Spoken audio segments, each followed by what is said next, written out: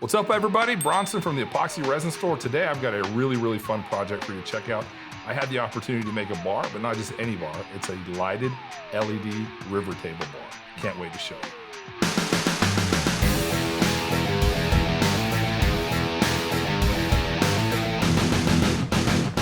Here we're on the bottom of our bar.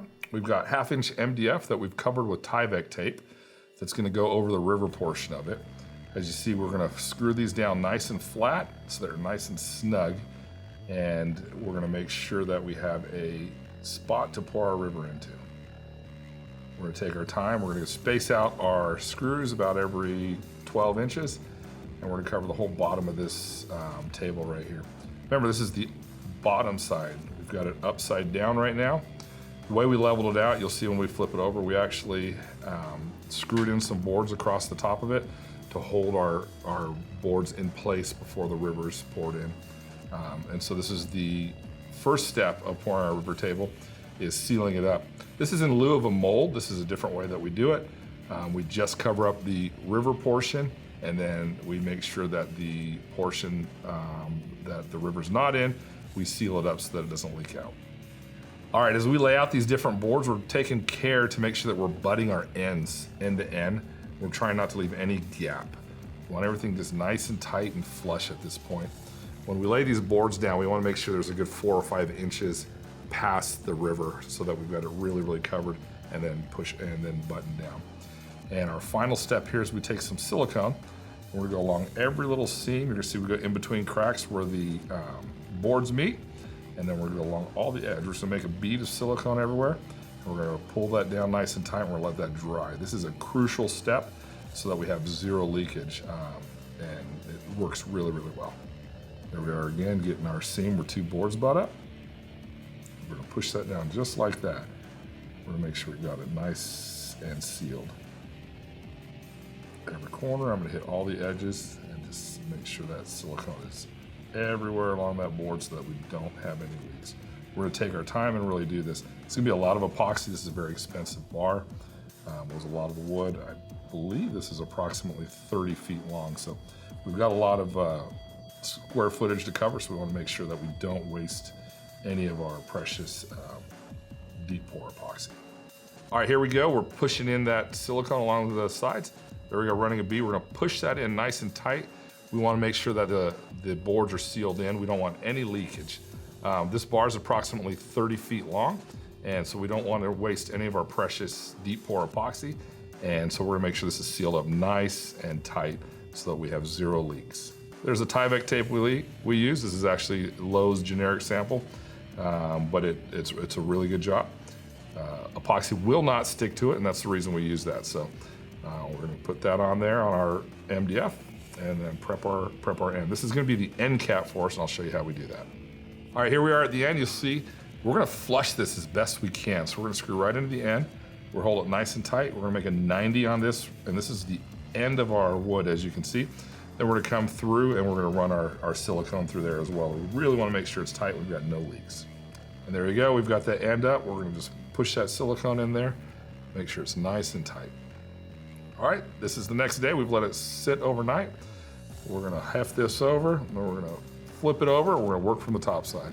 All right, there you go. That's what it looks like from the top. You can see the boards we've prepped, and we're gonna throw the other side over just like that, and we're gonna line our bar piece up. We're gonna set this up exactly the way that it will be set up when it's on site. We're gonna butt the 2 ends together as we work with it. Just makes it easy for us to visualize it, work with it, do the things that we need to do.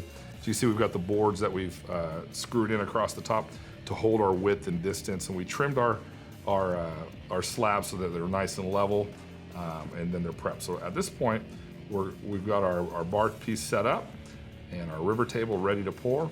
We're gonna level this out. We want the entire surface exactly level. So we've got our level out, and we're gonna adjust this all the way across, and so that everything's level, so when we pour, we don't have any weird angles. It's gonna be a nice, smooth, level pour. So we're gonna take our time, get this on nice and leveled up. All right, this is an important step right here. We've mixed up some clear, and I do this every time. I'm gonna pour just a very thin layer first, and we're gonna let it set. This is actually some super gloss. It's gonna set up, it's not our deep pour yet. And the reason I do this, I want this, if there's gonna be any leaks or anything, this is gonna set up and plug it as it goes underneath and that, so that when I actually get around to the deep pour, we're locked in. So this is just gonna be a thin layer across the bottom. We're going just as you can see, just a very, very little leak. Maybe an 3/8 of an inch tops. We just want that clear level down. We want to give our mold that we made a chance to leak. So if there's a leak, we can fix it and before we pour everything in. It also creates a nice solid barrier along the bottom. Once it's dried, that we know everything's good to go and we're not have to worry about our pour, and we can just focus on making a beautiful table. All right, now we've got our bottom level pour. We're gonna level it out. We're just gonna hit it with a torch, get those bubbles out, get a nice clear section ready to work. Something I wanna note on the inside here that we didn't record, we actually took the time and we sanded off the inner layer and got right down to the wood so that we wouldn't have any spots to break. It's really important. A lot of people try and leave, there's a thin membrane layer that we did there. Here we've got fiberglass. We're just throwing it in here to give a little texture, a little something when the lights are shining through it, rather than just shining straight into resin. We're gonna have little chunks. It's designed to, this is a Hawaii bar, so it's supposed to have like a lava kind of feel. So this is gonna kind of be like lava rocks or whatever. So we've got some fiberglass and we're just chucking it in randomly. All right, we're mixing up a little more super gloss. Now that the bottom layer is dried, we put this fiberglass in. We're gonna put a thin layer in there just to kind of lock it into place. And now that our glass, we're just gonna pour a thin layer here. We're throwing down to lock that fiberglass into place so that it doesn't give us any issues when we go to pour. We want it along the bottom, and as we route in our LED lights, we just want a little bit of effect in there. All right, now that we've got our super gloss in, we're just hitting it with some fire, get the bubbles out. Once again, we're not overly concerned about this. This is gonna be on the bottom. The client, rather than having this clear all the way through, he wanted just a very light colored gray on top, and so we'll be tinting what goes above this a light gray for the lights to go into. All right, here we go. We're using deep pour epoxy resin from the Epoxy Resin store. You can pour it up to 2 inches deep. I don't recommend using more than 3 kits at a time. This is a very, very big project. So you gotta remember, when you're pouring any deep pour, check with your manufacturers to make sure what the maximum you can pour is also. It's not just depth, it's also mass, and there's a lot of mass in this because it's, like I said, 30 feet long. And so if we were to pour this whole sucker 2 inches deep, it would really start to heat up and overclock, and we'd have a problem then. So yeah, just keep it to 3, 4 kits, keep it down, and then just pouring levels. That's what we ended up doing this. So we're just mixing it up. This is a 3-to-1 mix ratio. It has a nice, very watery consistency when it goes out. We're using some black diamond, black onyx here. And because we're doing multiple pours, we got our measuring scoops, and we're measuring off precisely the same amount every time so that we have the exact coloration on the multiple pours, and we don't have like the sediments on there with different layers. It looks darker than it's gonna come out because it's all in this gallon bucket right now. As I mix it up, you can see that it's got that nice smoky look to it. We're gonna pour it out and it's gonna look gorgeous. There you go, you can see it's a nice light smoky color. We're just gonna pour it out into our river and let it do its thing. All right, use that all up. We're gonna mix up another batch of it, put in our mica powders and do it again. Here we go, we mixed up some more. You saw we used the same amount of mica, and you can see we get the same coloration out of it. And we're pouring some more. I believe this is in our other mold. I'm just gonna get a first layer out, nice and beautiful. How you guys like my mixer? You can tell it's gone through a few mixing right there. It's got just layers upon layers of, it's time to retire this one, I think. We'll make this the last one, buy a nice fresh one. Next video, nice fresh Helix mixer on the drill for you. All right, so what I'm trying to do, and what was important about pouring this, I want the resin to go right up to the edge of that, and it's gonna spill over just a little. I don't want a ton, because you're gonna see I'm gonna sand this flat. I had these slabs flattened out already, and that's a very big helpful tip. If you go ahead and get your slabs pre-flattened, these were like 2.5 inches after we were done flattening them. I know exactly what I'm working with. When I pour, everything is level, and I'm not trying to deal with this after. Epoxy doesn't really love to be run through any of the blades or anything like that. So as you can see, I'm getting that just nice and level. It's also another one of the reasons we took the time to level it out when we were setting up on our sawhorses. And of course, you'll see we didn't do perfect, but we'll sand all that out when the time comes. Here we are. mixing up some more. All right, as you can see, we're just filling it up. We're gonna bring it right to the edge. And then if it spills over a little bit, that's okay. Preferably, I'd like to be just the littlest, maybe a 16th, 32nd of an inch, just barely anything. As you see, we're pouring right to the edge. I wanna make sure that we get right up to the edge. If anything, I'd like maybe a 16th, 32nd of an inch of the wood left, and I'll sand that all down, and we'll make up for any of that difference with our top coat when we do that with our flood coat. Here we are pouring the other side of the bar. We had to do this in 2 sections. It was so big, it just wasn't possible to install it in one single install. So we did it in a couple sections just to make sure that it was manageable when it's time to put it in. All right, here we are topping off the second section of the bar. Once again, we're pouring right to the edge. We want to level that as close to the top as we can. You can see I've got a level on there. It's nice and even. So this is going to be a nice pour here. All right, as you can see, we've got this board right here. It's kind of dipping in the resin, so I'm going to pull it off so I don't have the issue of having to detach that later when it dries. So we're going to carefully remove the ones that are running across the river. You can see we've got it right to the height we want, poured over in a few sections just like that. And we're gonna rely on our boards underneath and on the side to hold us together while the resin hardens up. Also, once the resin hardens, we don't need these boards anyways. It will hold this all in a single piece. And there you go, we've got it all leveled out all the way across. That's what it's gonna look like. We've got the boards off. We've got the resin poured just to the height that we want. It's a little bit messy here, but we're gonna take care of that next. And now that we've got our handy dandy torch out, oh, the best part, it's nice and soothing.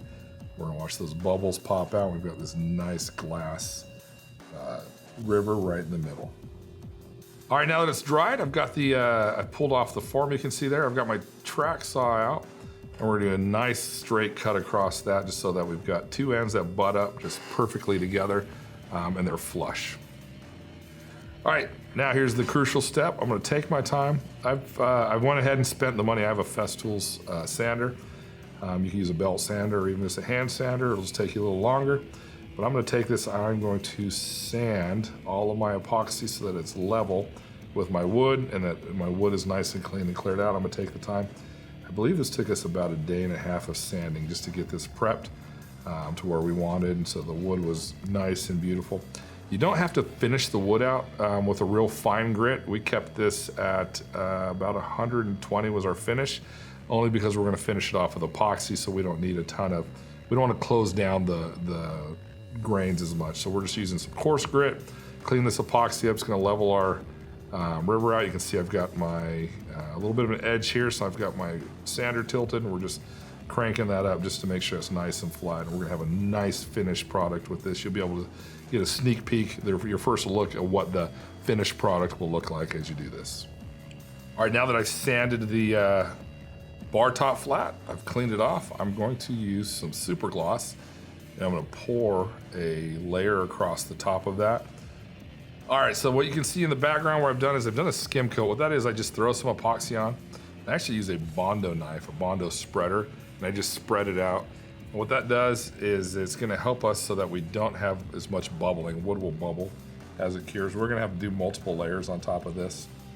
And so you can see we're pouring out the epoxy, and we're gonna spread it out, and we're gonna build this up until we have a nice, clean, finished coat. Got my handy dandy trowel.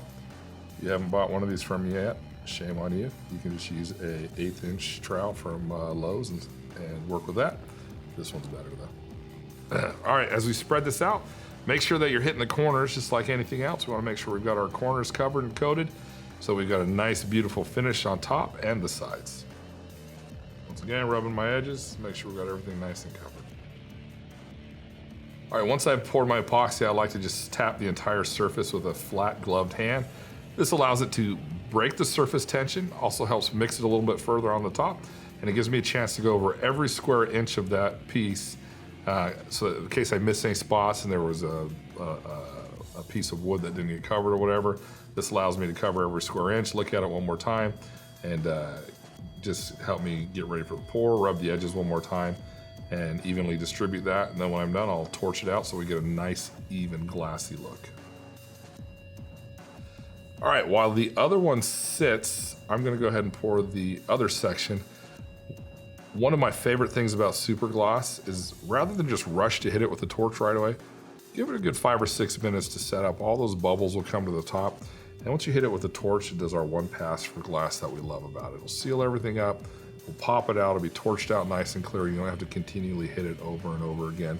You just have to do it once. You make sure you have a nice temperature in your room, right around 75, 76, 80 degrees. Let it just sit there. Give it a chance to let those bubbles rise to the top from the mixing we just gave it, and then then it makes it super, super easy. One of our favorite things about it, it's just so easy to work with. The wood we use on this is sycamore wood, in case anyone was wondering. And it's a nice hardwood. It's good to work with, has a lot of color in it, different variations. This one had some quilting, some curl, some nice character. It was a beautiful piece of wood. There I am tapping it out again, making sure I get all the surface tension out, getting it ready to torch it out.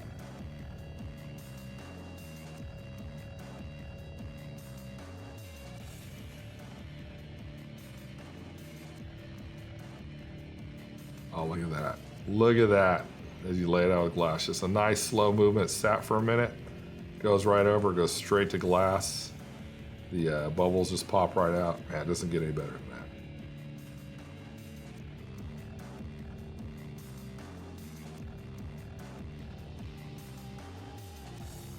Look at the shine on that table. Dang, that sucker's good looking.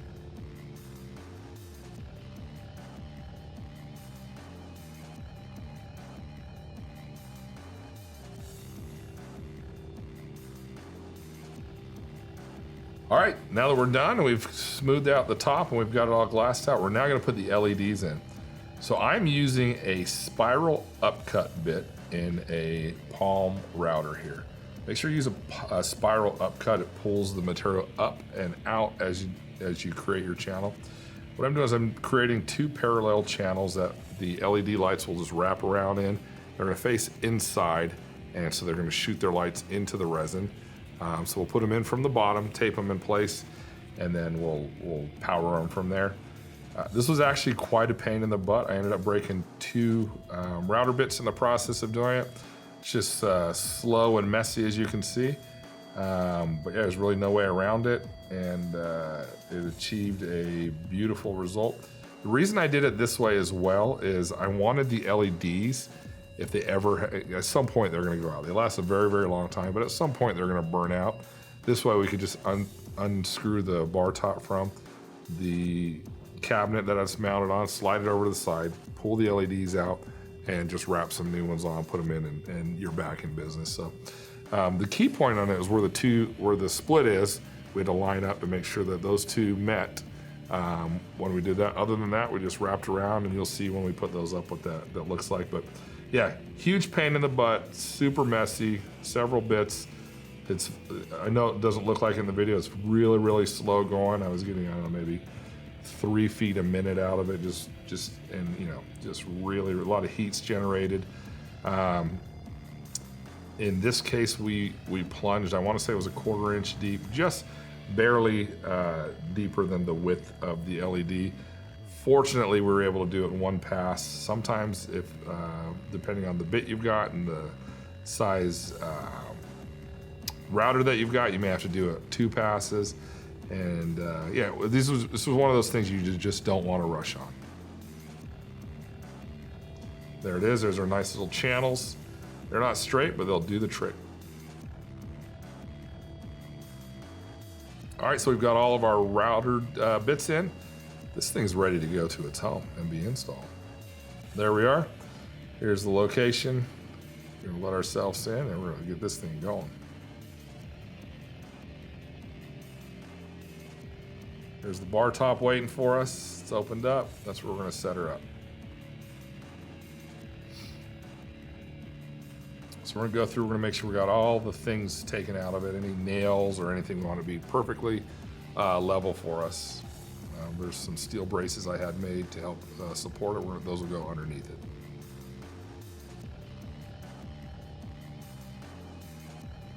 There's an aerial view before we set it up, just sitting on the ground. And that sucker is heavy. It's heavy. We're gonna set it into place. We're gonna move it. We're gonna get it all positioned before we screw it in. All right, there's the L brackets we had made. So we're gonna go right into the studs, and we've got them coming out far enough to support our bar, but not so far that it's all the way to the edge and be a nuisance. So we got those every 3 or 4 studs. We really want to, this thing's heavy. I would say 500 to 600 pounds altogether. So we want to make sure that we don't hurt anybody. There it is in place, and we're going to position it. We'll move it around, get it into its final spot. But that's the rough going right there. It's dirty. We'll get that all. You'll see the final shot. We'll have it all cleaned up. We're measuring our overhangs on the inside here where the kitchen side was. I believe we only wanted a 2-inch overhang, and the rest is going to be the outside where people will sit.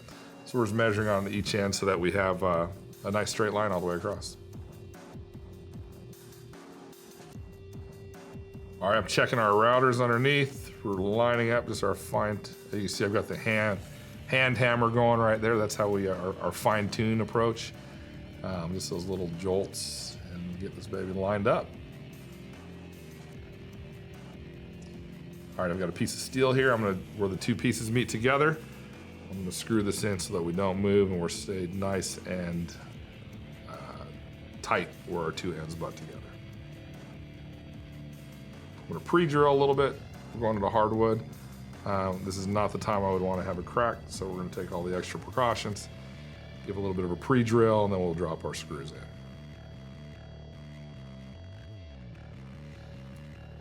All right, we're putting our LEDs together.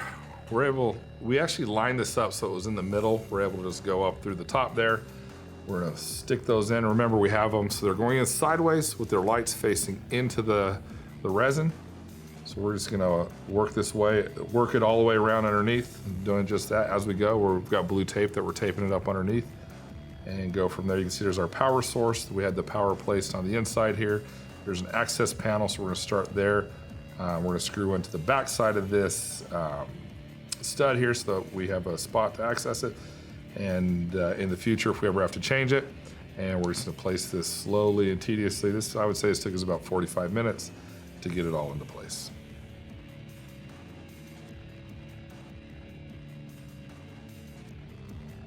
All right, there's the finished product. We've got the LEDs in and lit, and that's what it looks like. Client's super happy. We're super happy. It was a fun build. Hope you liked it.